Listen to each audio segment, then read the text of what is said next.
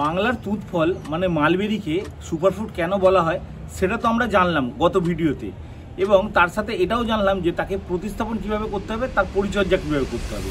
গত 2 মাস আগে তোমাদেরকে যে ভিডিওর মধ্যে দেখিয়েছিলাম আমি যে কিভাবে তার পরিচর্যা করতে হবে, এবং বর্তমানে এখন আমি দেখাচ্ছি আমার মালবেরি গাছ দুটোর অবস্থা কেমন হয়েছে, এবং তার সাথে সাথে তোমাদের আজকে আমি দেখাবো যে এর পরবর্তী পরিচর্যা আমাদের কি হওয়া উচিত।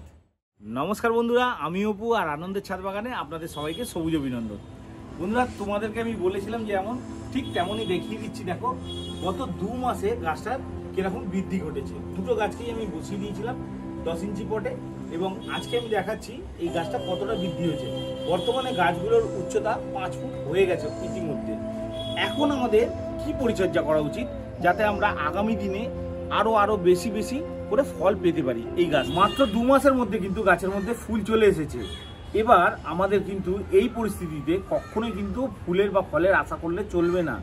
এই সময়টা আমরা কিন্তু চিন্তা ভাবনাটা একটু আমাদের স্থির রাখবো, মানে এই সময় আমরা কিন্তু ফলটা নেব না।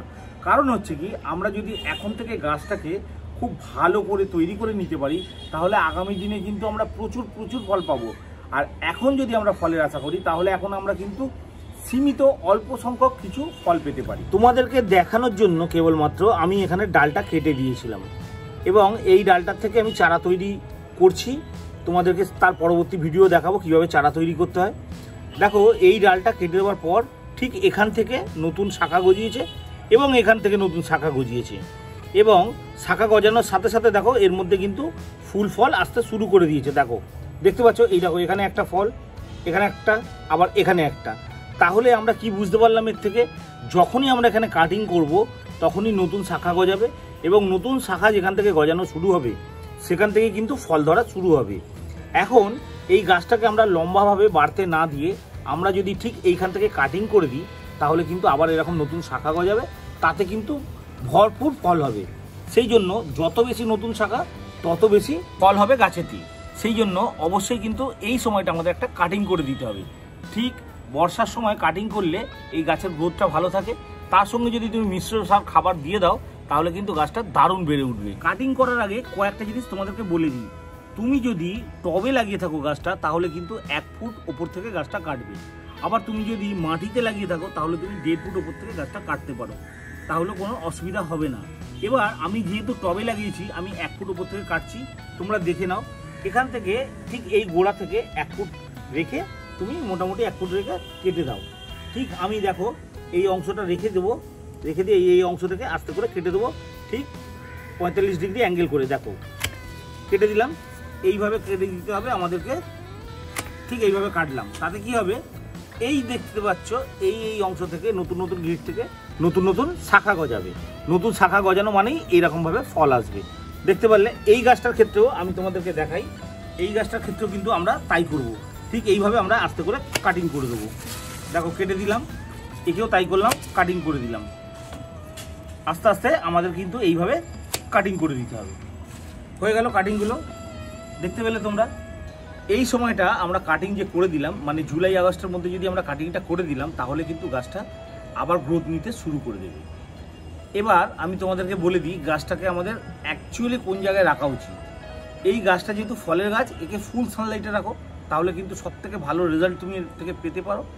আর তার সাথে কি করতে হবে, আর তার সাথে কিন্তু মাটিটাকে অবশ্যই খেয়াল রাখতে হবে। অতিরিক্ত যেন চপচপে জল না হয়ে যায় সেটাও যেমন খেয়াল রাখতে হবে, একেবারে শুকনো যাতে না হয়ে যায় সেটাও খেয়াল রাখতে হবে।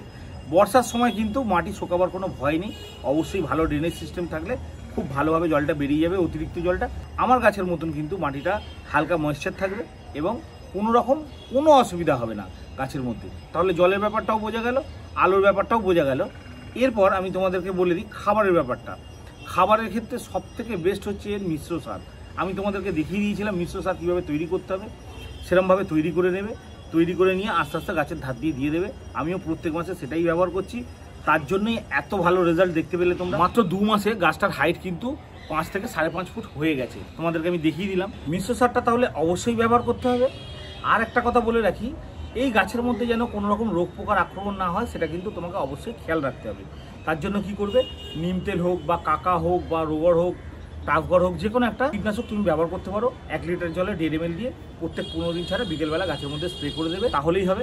আর কিচ্ছু করার দরকার নেই, ব্যাস তাতেই কিন্তু গাছ খুব বড় হয়ে যাবে, খুব তাড়াতাড়ি বাড়বে এবং গাছের মধ্যে কোনো রকম কোনো রোগ পোকা হবে না। এরপর যখন গাছের মধ্যে ফল আসবে আমি তোমাদেরকে সেটাও ভিডিও দেখাবো।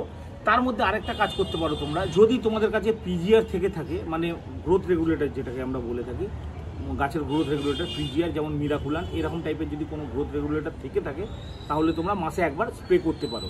1 লিটার জলে 1 ml দিয়ে স্প্রে অবশ্যই করতে পারো। এতে গাছের বৃদ্ধির সাথে সাথে গাছের গ্রোথটা খুব ভালোভাবে হতে পারবে।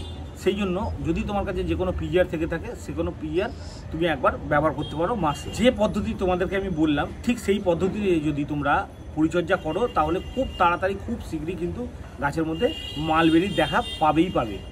এছাড়াও বন্ধুরা তোমাদের যদি কোনো প্রশ্ন থেকে থাকে তোমরা আমাকে কমেন্ট বক্সে জানাতে পারো, অথবা আমার হোয়াটসঅ্যাপ নাম্বার রয়েছে, হোয়াটসঅ্যাপ নাম্বারেও জানাতে পারো, আমি তোমাদেরকে উত্তর দিয়ে দেবো। আর বন্ধুরা যদি আমার ভিডিওটা ভালো লেগে থাকে তাহলে একটা লাইক করে দিও, বন্ধুর সাথে শেয়ার করো। আর তুমি যদি আমার চ্যানেলে নতুন হয়ে থাকো তাহলে অবশ্যই চ্যানেলটা সাবস্ক্রাইব করে বেল আইকনটা প্রেস করে রেখো। দেখা হচ্ছে পরবর্তী আরও একটা ইন্টারেস্টিং ভিডিওর সাথে। নমস্কার।